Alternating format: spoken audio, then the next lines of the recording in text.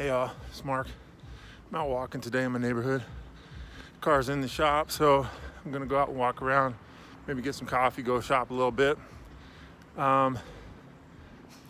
Today I want to talk about, it's a great reason for me, and because it leads right into what I want to talk about today, which is 3 no-cost ways every individual police officer can improve the relationship between law enforcement and the community today, no cost, okay?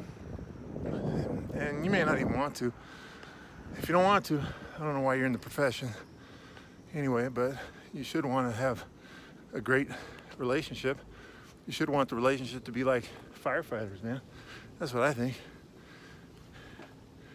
I think totally that police officers should be seen and perceived like firefighters. Nobody hates firefighters.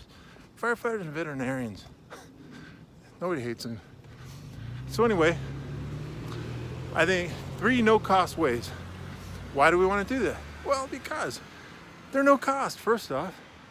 They're simple. Everybody can do them. It takes nothing but effort, okay? You're out working every day anyway, and Lord knows, I hear enough police officers complaining about how the public perceives police, and we see it all the time. And here's my thing. First off, we gotta stop blaming other people. You can blame politicians, you can blame Obama, you can blame whoever else you want, but the fact remains that you have no control over any of that. The only thing you have control over is you. And the only thing you can control is your actions, right? You can't control anything else. So you might as well stop complaining about it because it's not gonna do any good anyway. And all it does is just takes the power out of your hands and keeps you from being able to do anything productive. So, all right. So, first one, get out of the car. We got the cars and everything like that. Get out of the car, right? Now, I understand, hey, you're really busy, you're on call to call. I got it, I did that for a lot of years. But you gotta get out of the car and talk to people. And part of that, when you're talking to them, take the glasses off, right? Talk to them, let them see your eyes, right? That's our society, we're big on eye contact, right? That's one of the biggest things that we do. You got your kid, right? Hey, look at me when I'm talking to you, all that kind of stuff.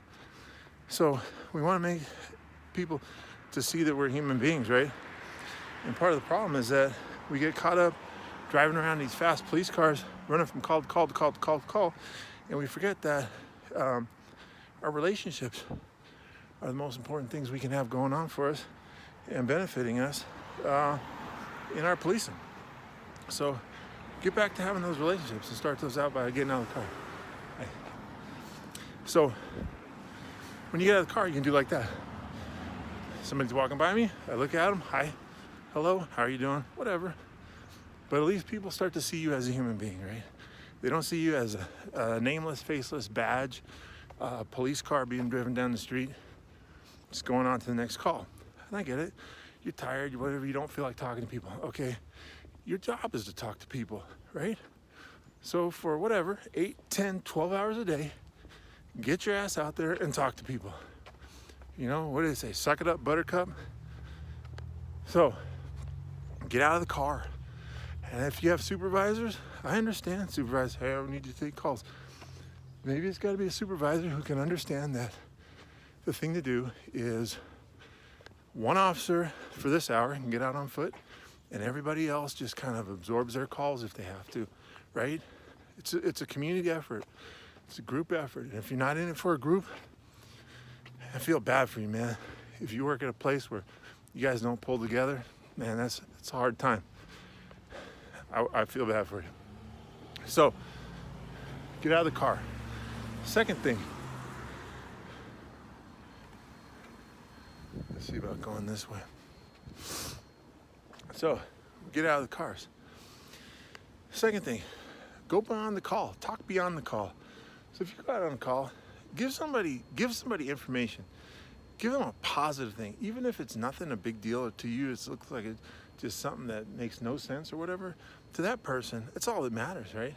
You go on a call and somebody says, well, you know, so-and-so kept my television or whatever. Why'd they keep the TV?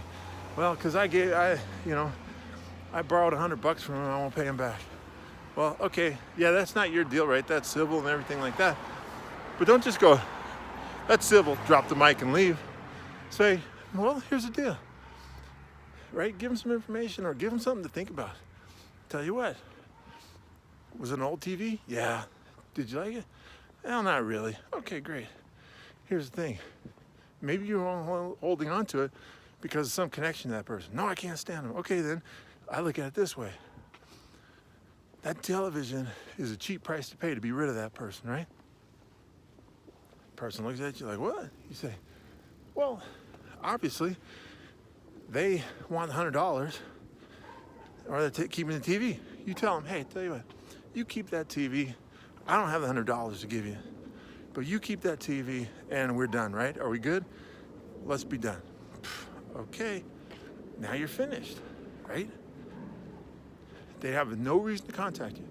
But see, people want to keep that up, but you're going to give them some information. You give them something to think about, right? Give them something. If you go to a call, civil, okay, great. Tell them how to begin the civil process, even if it's just the first step, right? Well, what you want to do is you want to go down to the courthouse and you want to talk to the clerk and you want to see what it takes to file a civil suit or whatever it is, civil action, whatever it is.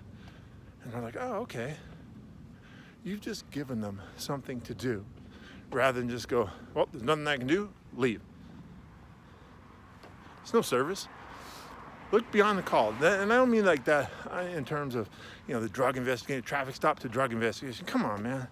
Enough's enough of that stuff. I'm talking about beyond the call for service. Giving somebody service. Don't always try to look at how you can get out of giving somebody service. Okay? So think about that. Talk beyond the call. If they seem to be having issues with something, find out what it is. Find out if there's something you can do about it. Right? You never know. You might be able to. You can help them out. If you can help them out, how do you look? You look good. And then how does the agency look? It looks great. And then law enforcement looks fantastic. So stay tuned to another one of my talks coming up. The title of it is Bad Policing is Like Fentanyl. Okay? So you already know what it's going to be about. It is. It's about how one incident of bad policing can affect the entire profession of policing, right? And so don't sit there and look at it like, well, hey, we're all doing really well. That's great. How dangerous is fentanyl? Trace amounts can be deadly. So it's along the lines of that, man. One bad policing incident, and we got to do 1,000 good policing incidents to cover for it, right? All right. So anyway, number three, educate. Never miss an opportunity to educate people. I see a lot of times officers don't want to talk to people. They don't want to explain things to people, right? They don't want to explain their actions. This is your customer base. These are the people who, I know, you want to throw somebody 35 cents and tell them, well, there's your share of my pay, whatever, that's cute. However, they are your customer base. They do pay your salary, okay? So you might want to think about that. And even if I used to see this all the time. Somebody say something about a police officer, negative comment or whatever, and the officer would just walk on. I'd see it with other officers in my agency, walking downtown. You get a bunch of officers walking around. Everybody's going different directions. And I would look at that like, why didn't that officer take a minute to educate that person about what they really do? I never missed an opportunity to educate people. Let them know what I do and what the reality of the job is. So here's what made me think about this recently.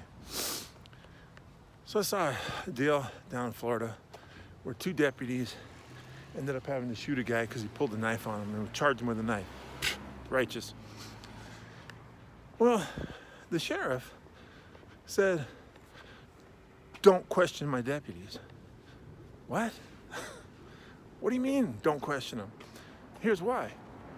So we in law enforcement have been sitting here singing this song for the last 12, 15, 20 years about tasers, right? And we've been talking about how fantastic tasers are and how amazing they are Now then we don't have to shoot people. We'll just use a taser. Taser. So we have the tasers. Everybody's got the tasers. And people with knives, we can taser them. We can do all this stuff with tasers. And so now you got a situation where a guy charges people, 2 deputies with a knife, and everybody's wondering, why didn't they tase him? Why didn't they hit him with the taser? Why didn't they shoot him in the leg, right? That makes no sense. But if you don't take the time to educate the public and tell them exactly why it makes no sense to try to tase somebody charging at you with a knife or to try to shoot them in the leg, the public thinks, based on television, where what happens when people on TV get tased? They immediately fall unconscious. We know it doesn't work like that. What happens in TV? They shoot people in the arm, in the leg, shoot them in the pinky finger, whatever. Why? Because it's not a real shot. So I never miss a chance to educate people and tell them what the reality is. When they ask about shooting, I go, do you know how hard it is to shoot a moving limb? I say, let's talk about studies done by the FBI, NYPD, about hit rates in police shootings. Where are we, like 18, 20%? 1 in 5 rounds hit? You actually want somebody winging rounds at a leg when they can't hit a body 4 out of 5 times? So, my point being is, you got to educate the public. They don't know. They get their education from where? Social media, people who think like them. We all know how that goes. They get it from movies, TV, entertainment, and it's all fictitious. It's wrong.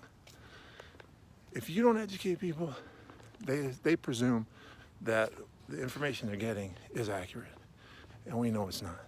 Okay? So you might as well get it from the correct source, which is the police officer. So anyway, kind of to wrap things up for today, as we're talking about all this stuff, right? 3 no-cost ways police officers individually can improve community relations right now, today. 1, get out of the car, walk. 2, talk beyond the call. Give a little nugget of information to people, even if it means nothing to you, or even if you think it's nothing. It could mean the world to them, right? 3, never miss an opportunity to educate somebody about what policing really is. Okay, hope you've enjoyed this talk. Really, if I can help you out, email me, mneil@onyxtg.com. Go to the website, onyxtg.com. Hit me up on Facebook. If you're looking for any training, tactical training, communication diversity training, onyxtg.com. All right. Hopefully this is giving you some information, a little bit of insight, and get out there and keep the community safe. Keep yourself safe. All right. Train smart, be safe, be better. Thanks. Talk to you later.